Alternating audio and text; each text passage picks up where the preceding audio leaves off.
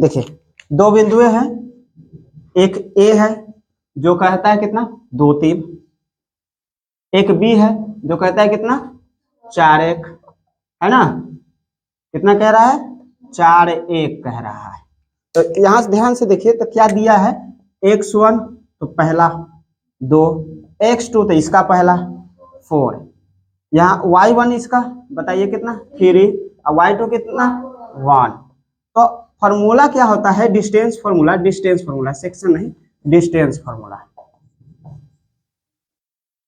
Distance formula कहता है कि AB बराबर x2 माइनस x1 का whole square plus y2 minus y1 का होल स्क्वायर। ध्यान रखिएगा आप गलती कर लीजिएगा, x1 में से x2 घटा लीजिएगा। क्या इसमें गलती कर सकते हैं? तो कभी नहीं, संभव ही नहीं है कि आप गलती कर सके, क्योंकि आपको सिर्फ इतना याद रखना है घटाना है x में से x। आप 1 में से 2 घटाइएगा तब भी वही प्राप्त होगा और 2 में से 1 घटाइएगा तब भी वही प्राप्त होगा। क्यों? आप यहाँ ध्यान दीजिए, यहाँ पे क्या हो जाएगा देखिए 4 में से अगर 2 घटा दिए तो कितना आया 2, और अगर यहाँ पे 3 में से 1 घटा दिए तो कितना आया 2 2 आएगा। यानी दोनों स्थिति में क्या आ रहा है देखिए, तो 4 में से 2 घटा तो 2 का स्क्वायर, और यहाँ 3 में से घटा तो 2 का स्क्वायर, यानी क्या आया 4 जोड़ 4 यानी कितना 8, यानी आंसर कितना आ गया √2 आंसर हो गया। लेकिन अगर आप उल्टा कर दीजिएगा, मान लेते हैं उल्टा आपका मन में आ गया कि चलिए हम उल्टा कर लेते हैं, अगर यह ध्यान न रहे और x1 में से x2 घटा दिए तो क्या हो गया भाई, यहाँ 2 में से 4 आपने घटा दिया तो -2 आ जाएगा, और क्या पावर 2 करके फिर तो 4 आ जाएगा।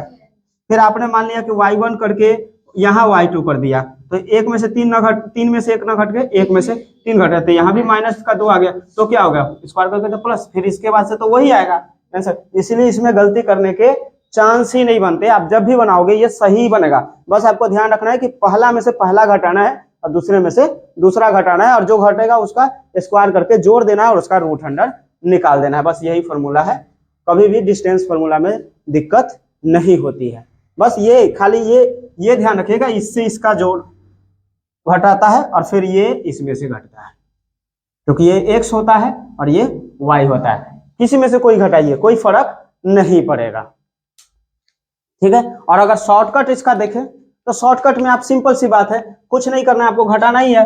अब अगर मान लीजिए यहाँ माइनस होता तो प्लस हो जाता, अब प्लस है तो माइनस हो जाएगा। तो ये ट्रिक याद रखिएगा, ट्रिकली ये कैसे सॉल्व होता है, तो ट्रिक के साथ सॉल्व होता है ये हमेशा, कि जैसे कि अगर दोनों का चिन्ह सेम है तो घटेगा, और अगर दोनों का चिन्ह अलग अलग है तो जुड़ेगा। यहाँ अलग अलग है तो सीधा 4 में से 2 घटा 2 का स्क्वायर 2, 2 का स्क्वायर 4, 3 में से घटा तो 2 का स्क्वायर 4, 4 4 8, 8 का √100 2√2, एकदम मुंह पे बिना कलम उठाए आप सॉल्व कर सकते हैं, ठीक। अगर दूसरे क्वेश्चन एक और अगर हम ले ले, इसी तरह का एक और क्वेश्चन ले लेते हैं, मान लेते हैं इसी जगह ले लेते हैं, एक क्वेश्चन ले लेते हैं। जैसे यहाँ पे ए पॉइंट अगर 3 -5 है और यहाँ बी पॉइंट 3 और -5 है, तो इसका आंसर कितना हो जाएगा, तो इसका आंसर 0 हो जाएगा।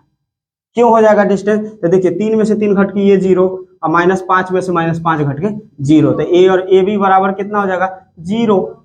आप डिटेल के साथ सॉल्व करके देख सकते हैं, आपको 0 ही आएगा। लेकिन अगर एक प्लस कर दे तो क्या हुआ, ये दोनों तो 0 हो गया, लेकिन ये अपोजिट साइन है, देखिए यहाँ प्लस का साइन यहाँ माइनस का साइन, ये जुड़ गया 10 का स्क्वायर 100 का वर्गमूल 10, यानी ये भी बराबर अब 10 होगा, क्योंकि ये दोनों जुड़ गए 5 5 10 हो गए हैं, यानी 10 का स्क्वायर यानी √100, तो फिर घूम फिर के 10 ही होंगे।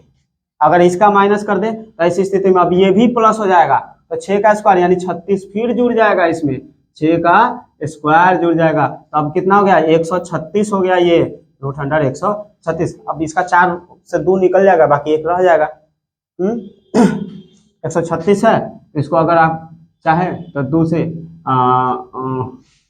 68, 2 से 32 34, तो यानी कि इसको हम लिख सकते हैं कितना 2√34 भी लिख सकते हैं।